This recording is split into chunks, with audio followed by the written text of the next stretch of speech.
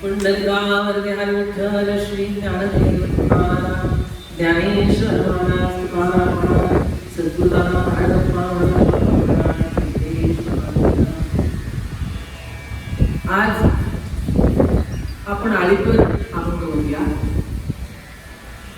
अनेक सदर आहेत, पण त्यातलं एक अतिशय कौतुकाची जी सदर आहेत मागणीपर आहे, पण मागणं हे समजू शकतो.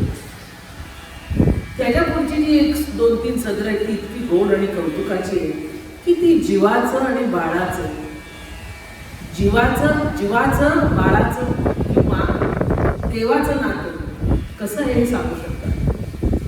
नुसतं जीव म्हणून नाही, जीव आणि देव नाही, तर ती बाळ लढीवाळ नाणे पांढरं आणि ती आळी करते, नृत्य करते, मागणी करते. तुम्ही म्हणाल मागणी आणि आळीच्यात फरक काय? मागणीमध्ये जाणीव आहे. मागणी हे मोठे वय वाढल्यावर वापरण्याचा शब्द आहे आणि आळी हा हट्ट आहे.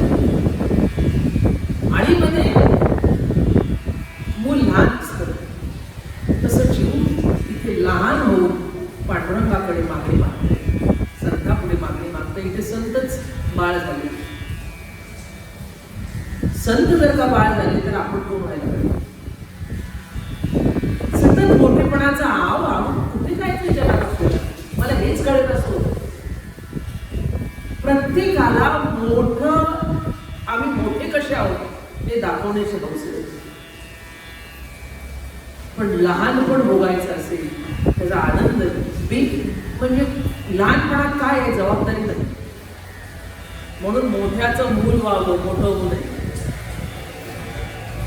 वारकरी कोण आहे, महावैष्णव कोण आहे, भक्त भागवत कोण आहे? पांडुरंगाचं लढीवाळ कान आहे. इतर ठिकाणी देव आहे, जीव आहे, देवाला प्रार्थना आहे, तो सर्वशक्तिमान आहे. जीव अल्पशक्तिमान आहे, तो सर्व गुण संपन्न आहे. हा मळमूत्राचा बांधा आहे जीव. अशा भूमिकेतून जगातले लोक वावरतात. तिथे पाप पुण्याची भूमिका असते. तिथे मूल अंगावर घाण जरी केली तरी आई उचलून देते, पुसून काढते. तसं या भूमिकेने काही सदर इथे आहे की ज्याच्यातून तुम्ही आम्ही देवाचा आणि त्याच्या लढीवाळ तानेपणा आपण भोगायचा आणि त्या दोन नात्यातला आनंद उपभोगणं हे या आळीपर अभंगातून आपल्याला कळतं. म्हणून एक अभंग म्हणून आळी करावे कळते बाळका, आळी करावे कळते बाळका, बुझवावे हे काने ना तुम्ही, बुझवावे हे काने ना तुम्ही, निवाडतो येते असे पाया पाशी, निवाडतो तेथे असे पाया पाशी, तुम्हा आम्हाविषयी एके ठाई, तुम्हा आम्हाविषयी एके ठाई, निवाडतो तेथे असे पाया पाशी, अडीकतो आम्ही न देखोसे झाले, अडीकतो आम्ही न देखोसे झाले, जाणावे शिणले भागलेसे, जाणावे शिणले भागलेसे, निवाडतो येते असे पाया पाशी, तुम्हा आम्हाविषयी एके ठाई, तुम्हा आम्हाविषयी एके ठाई, निवाडतो येते असे पाया पाशी. तुका म्हणे तुम्हा सांगते सांगावे, तुका म्हणे तुम्हा लागते सांगावे, अंतरीचे ठावे काय नाही, अंतरीचे ठावे काय नाही, निवाडतो तेथे असे पाया पाशी, निवाडतो तेथे आसे पायापाशी तुम्हा विशी येते ठाई तुम्हा विशी येते ठाई.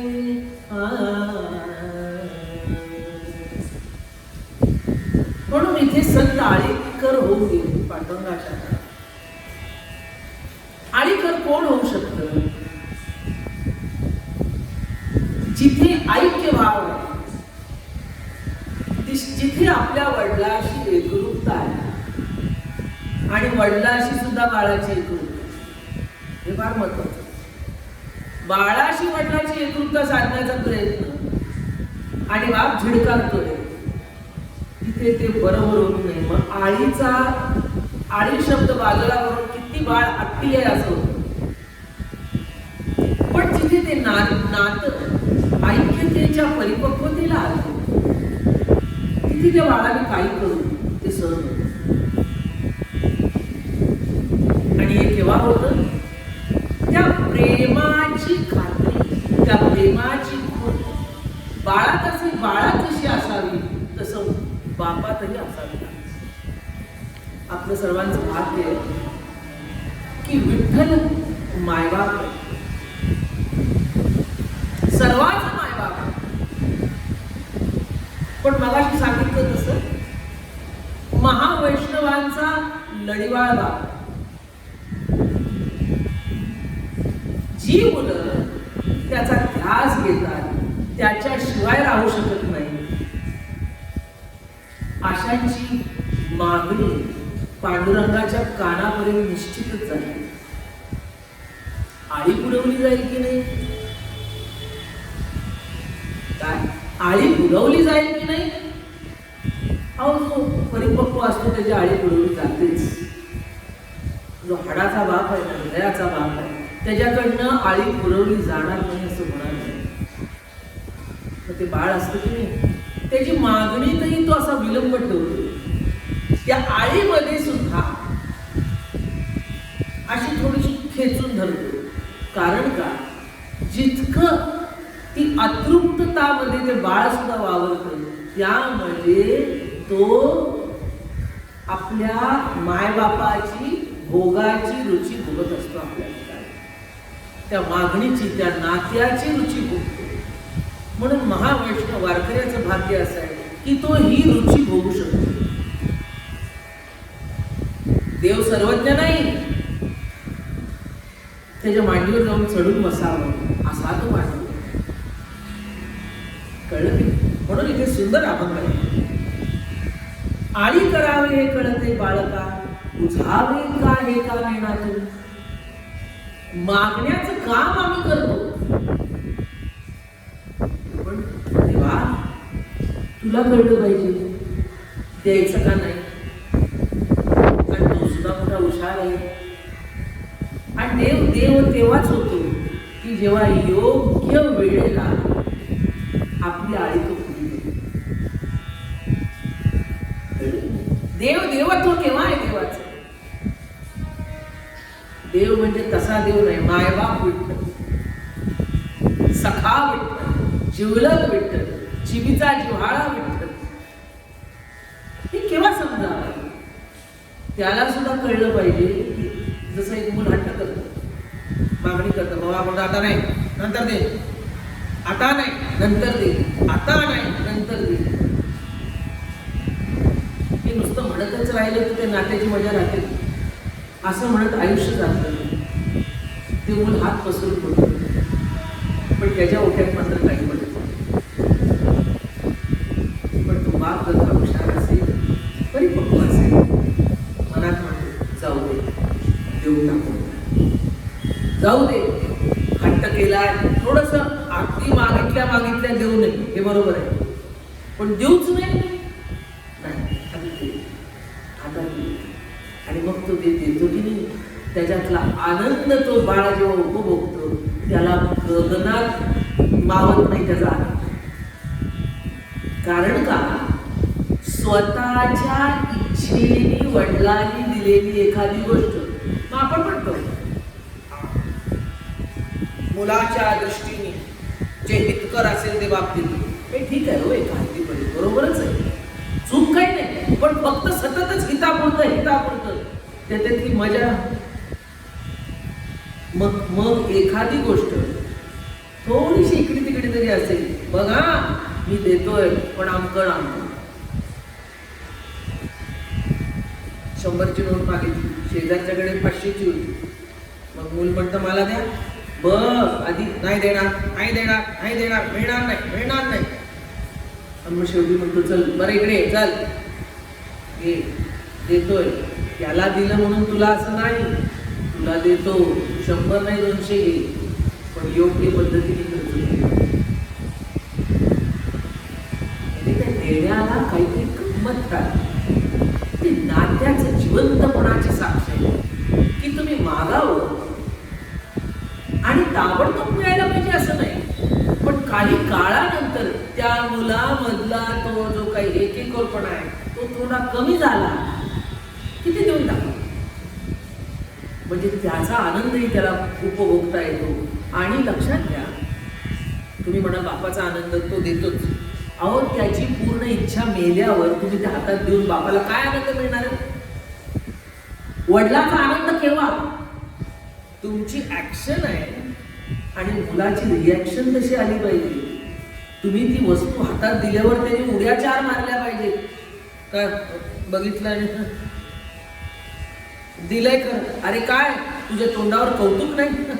कारण का तो मनात म्हणत असतो मागून इतका थकलो की माझी जी इच्छा होती ती आतल्यात गुदमरून गेली. कळलं का भानगड काय?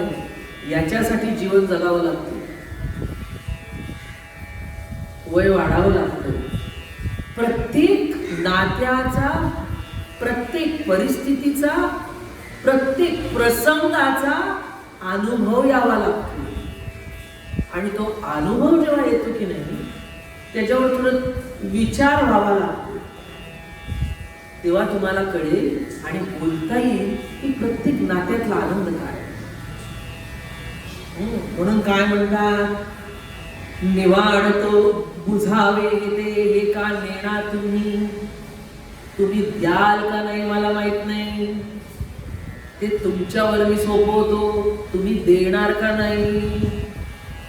10 तोळ्याची कंठी आहे आणि मूल खेचू लागलं, द्यावं का? आणि ते वय असं असतं की ते कंठी मागतं, पण त्या कंठीची किंमत त्याला कळत नाही. आणि कंठी हे खेळणं नसतं, नको तसा हट्ट असतो, ते थोड्या वेळेत विसरून करतो.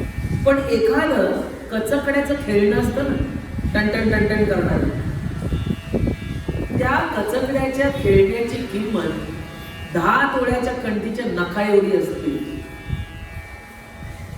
पण ते मूल त्याच्यासाठी तितकं झुरेल ना, तितकं सोन्याच्या कंठीसाठी नाही झुरणार. आणि मग काही वर्ष गेल्यावर 10-12 वर्षाचं होतं ना, मग हे बघ तुझ्यासाठी ठेवलंय ना, तुझ्यासाठी आहे, पण अजून थोडे वर्ष थांब, अजून थोडे वर्ष थांब, ते झालं की तुला आम्ही सगळं देऊ. तसं अनंत कोड ब्रह्मांड नायक कर्तुम अकर्तुम त्याची शक्ती आहे, तो काय देऊ शकत नाही, काय देऊ शकत नाही. कोट्याधीश बाप आहे, मुलाला काय देऊ शकत नाही, पण मागणं योग्य पाहिजे आणि मग देणाराही तसा असावा. कळलं की नाही? मागणंही तसं पाहिजे आणि देणाराही तसा पाहिजे. म्हणून पुढे इथे निवाडतो तेथे असे पाया पाहिजे. आता हे जे मी सांगतोय, ज्याचा विचार करून देणं का नाही, आणि हे मी मागणं मागतोय तुझ्या पायापाशी, निवाडतो तेथे असे पायापाशी तुम्हा आम्हा विषयी एके ठाई. कळलं की नाही? तुझा माझा विचार एका ठिकाणीच असू शकणार, ते जेव्हा होईल तेव्हाच ती आळी पूर्ण होईल ना. आळी केव्हा पूर्ण होईल? जेव्हा आपण मागू आणि ते त्या पद्धतीने होईल तेव्हा होईल. म्हणून सोपं समजू नका. जिथे ज्ञान आहे, जिथे विद्वत्ता आहे, ती आळी वेगळी. एखादं पुस्तक आणून घेऊ, पुरवून जाईल. एखादी अजून गोष्ट आहे, ही उपयोगी आहे, पुरवलं जाईल. वडील उपयोगी वस्तू देतात, पण बिनउपयोगी वस्तू द्यायला तयार होत नाही. तसं इथे नातं असं आहे. आता उपयोगी वस्तू मागितली जाणं वेगळं आणि आपल्या आनंदासाठी त्या प्रेम कल्लोळाच्या आसनी उचलून घे, कडेवर घे, माझ्याकडे बघ,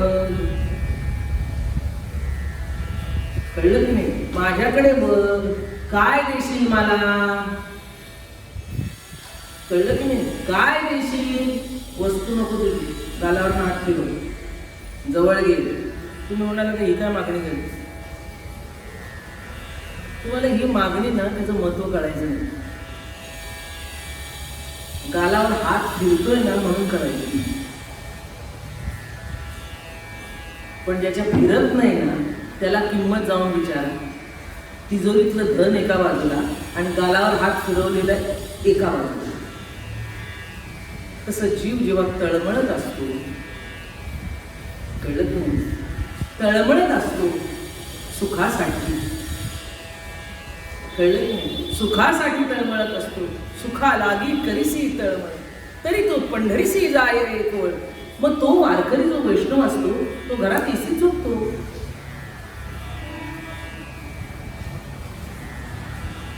मग आता एसी झोपणार, 2 गाड्याचं पार्किंग आहे खाली, 2 गाड्या 2 स्कूटर आहे, आणि काय करणार? कळलं का मी काय सांगतो? मागण्यासारखं काय आहे? काय आहे पांडुरंगाकडे मागण्यासाठी? हे सगळं असून सुद्धा, कळलं का? हे सगळं असून सुद्धा जे काय उरलंय ना ते मागण्यासाठी पंढरपूरला जायचं. आज काय नाही जगात. प्रत्येक जण झोपडीतला सुद्धा राहणारा एक खोलीत, शेजारची अजून एक खोली कशी घेता येईल बघत असतो. जो एका फ्लॅट मध्ये असतो तो दुसऱ्या फ्लॅट कसा होईल हे बघत असतो. ज्याचे 2 असतात तो गावी घर कसं बांधलेले बघत असतो. सांगा मला काय कमी आहे जगात? पण हे करणारेच आत्महत्या जास्ती करतात, हेही सत्य आहे. पाश्चात्य देशात आणि आता आपल्याकडे लोण आले. ज्यांच्याकडे पैसाचा असा कुठून पैसा येतो हे कळत नाही, इतका पैसा जो येतो ते लटकून देतात. कारण काय? काय कारण आहे सांगा मला? काय कमी आहे जीवनात? अहो करायलाच काही शिकत नाही. ते समजून घेणं सुद्धा महत्वाचं असतं. आणि जेव्हा ते करायला काही शिल्लक राहत नाही आणि करायला शिल्लक नाही म्हटल्यावर जो पंढरीची वाट धरतो तोच करतो. कळलं का काय म्हटलं मी? ते ज्याच्याकडे करायला काही नाही म्हणतो. आता मी काय करू? मित्रांशी गप्पा किती वेळ मारणार? सिनेमाला जाणं किती वेळ जाणार? दरवेळेला टूरला जाणं किती वेळ जाणार? ज्याची प्रगल्भता आहे त्याच्यात नादात रंगलेले असतात, पण शेवटी एक पॉइंट असा येतो ज्याला कळत नाही कशाचं. आता काय? आता काय? दान कर. आता काय? नाम घे. आता काय? त्याला अपमान. कळलं? काय काय म्हणजे काय? आता काय शब्द नाही कुठलंही. जीवन कसं आहे? वर्तुळाकार. उपजयते नासे नासिले पुनरुक्ती दिसे हे गटिका यंत्र जैसे परिभ्रमता. उपजयते नासे, हे जन्माला येतं ते मरतं. आता नुसतं जिवंतपणाची भूमिका नाही आहे. कुठलीही वृत्ती उठली की ती संपायलाच पाहिजे. कुठलीही इच्छा उठली ती संपायलाच पाहिजे.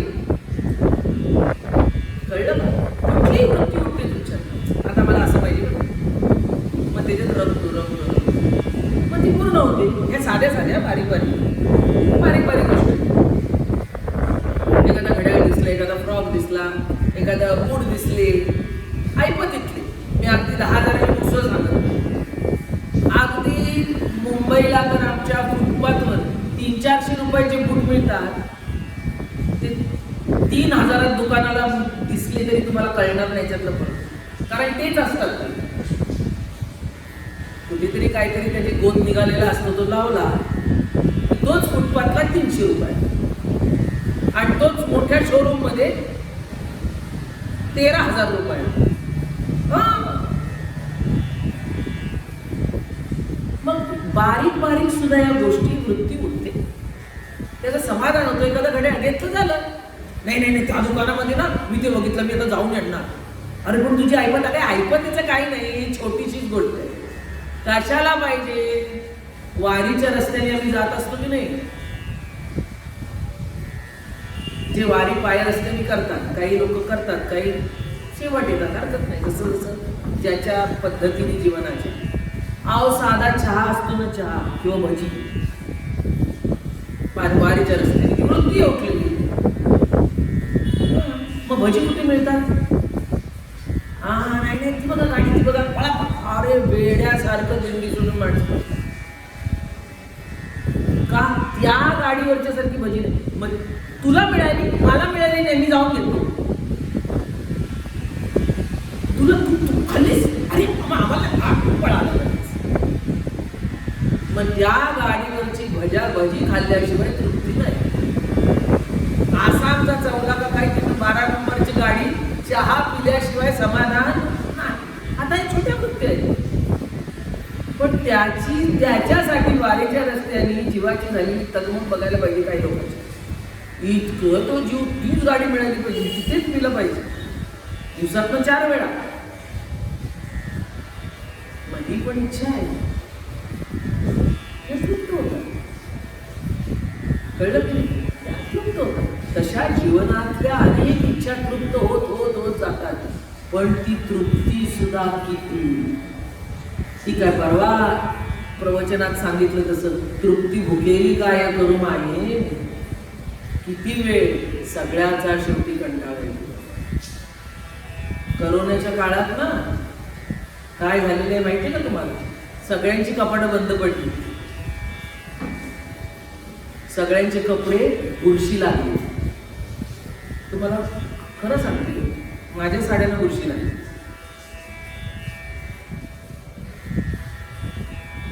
हसू नका, हसा. आज किंमत कळली कशात काय. हे नव्हते असं नाही, मला प्रॉब्लेम नाही काही, पण ज्यांना कळलं नाही, वाजवीपेक्षा एखाद्या गोष्टीला जो जास्ती महत्व देतो त्याला कळण्याचा काळ आहे आता, की कशाला म्हणतो. अहो, एक भारी साडी माझी आमच्या आत्याने दिली, काय सांगू, कपाट उघडलं, कालच मला आठवलं, वरच्या मजल्यावर एक कपाट ते उघडावं, नाही तर बुरशी लागलेली असेल. आणि त्याला बुरशी ना एवढी महागायची, तिने मला वाटतं 75 जोरदार मला साडी दिली. आणि ती उघडलं, अख्खा साडीला बुरशी. अरे बाप रे, आता म्हटलं फेकायची का काय, पण मग डोकं चालवलं आणि असं टॉवेल घेतला रफ, आणि आधी वरती ते असं ब्रश मारतो तसं साफ केलं, कारण ते टॉप लेवलचं कॉटन होतं. साडी झर होती त्याला चांगली, पण ते आत खूप टॉप लेवलचं कॉटन होतं. ते असं पुसलं, मग त्याला वाढवलं, ते उन्हात टाकलं, त्याला ऊन दिलं, कारण धुता येईना. दुसरी अजून एक म्हैसूर सिल्क होती माझी, मला अजून आत्ताच बघितली, त्याला संबंध वर्षी सगळं पांढरं. अरे बापरे, हे काय झालं? म्हणून मी माणसांना नेहमी म्हणते, आधी तिथे तसं अतिसंकल्प, अतिविचार, त्याला बुरशी लागल्याशिवाय ही तर वस्तू आहे, जाऊ दे. ही काय साडी आहे, पॅन्ट आहे, बूट आहे, शर्ट आहे. अहो, आपल्या काय साड्या 100-200, ते मोठमोठ्यांच्या बातम्या येतात ते बघा, बूट किती, 400 बूट, 300 बूट. अरे काय करतात नाही ते, मला हेच कळत. म्हणजे आळी एक ही आळी आहे इच्छा, आणि एक वळवळणारी आळी. त्या सगळ्या वळवळणाऱ्या आळी,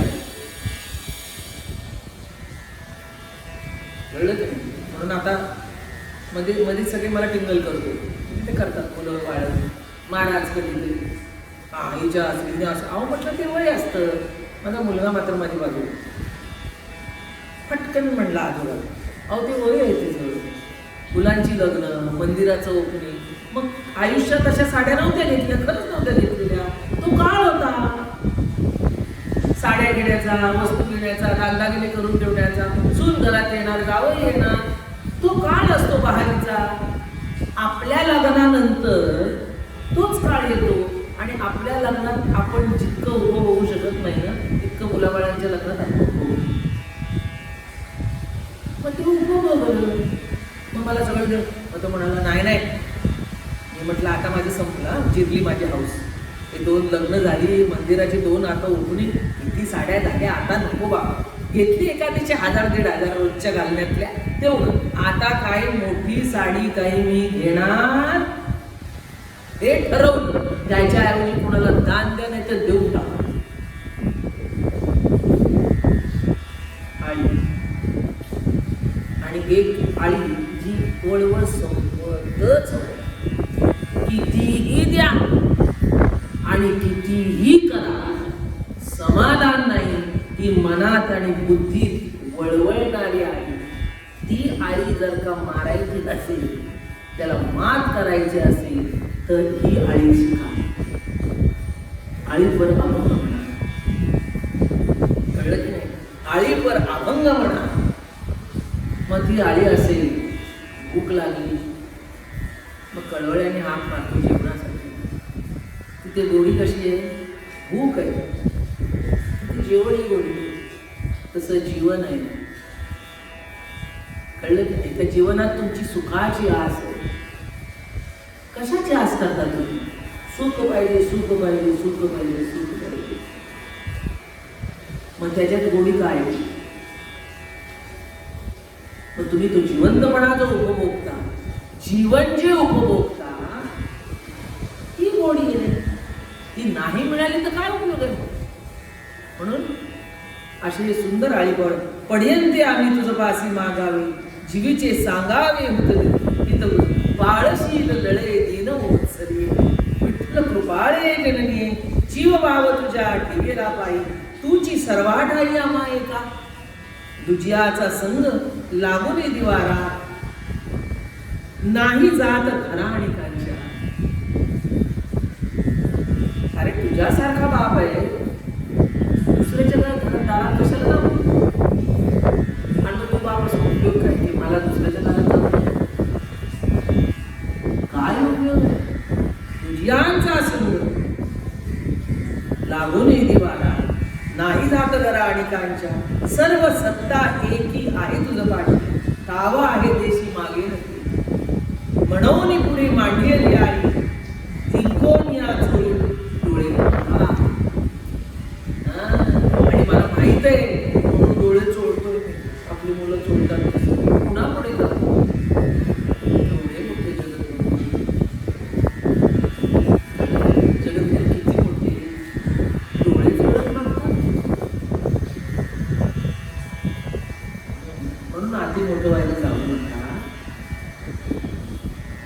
अति मोठं व्हायला जाऊ नका. निदान वाऱ्याच्या रस्त्याने तेवढं. मी तर खूप बोलणी खाल्ली आयुष्यात. आता तुम्हाला मी अशी दिसते कारण हिला जबाबदारीच तशी आहे. ते जबाबदारीचं ओझं असं असतं म्हणजे त्याची भीती नाही, मला डर नाही कशाची. फक्त ते करत राहणं आणि आता पुढे काय करायचं हे डोक्यात चालू असतं. पण आत्तापर्यंत आणि आता सुद्धा म्हणजे असं वातावरण जर का असेल वालीच्या रस्त्याने वगैरे, अरे मजा म्हणजे काय? चिखल खेळायचा म्हणजे चिखलच खेळायचा. अख्खी दिंडी राबवायची. फुगड्या काय, खेळ काय, काही प्रश्न नाही त्याच्यात. तो हे केव्हा म्हणतोय तुम्ही लहान राहायला शिकाल तेव्हा तुम्ही मोठंच व्हा. आनंद तुम्ही आम्ही उपभोगू शकत नाही. म्हणून वारकरी संप्रदाय हा कोणतर संप्रदाय सर्व गुण संपन्न असा संप्रदाय, सर्व गुण संपन्न, सर्व अंगात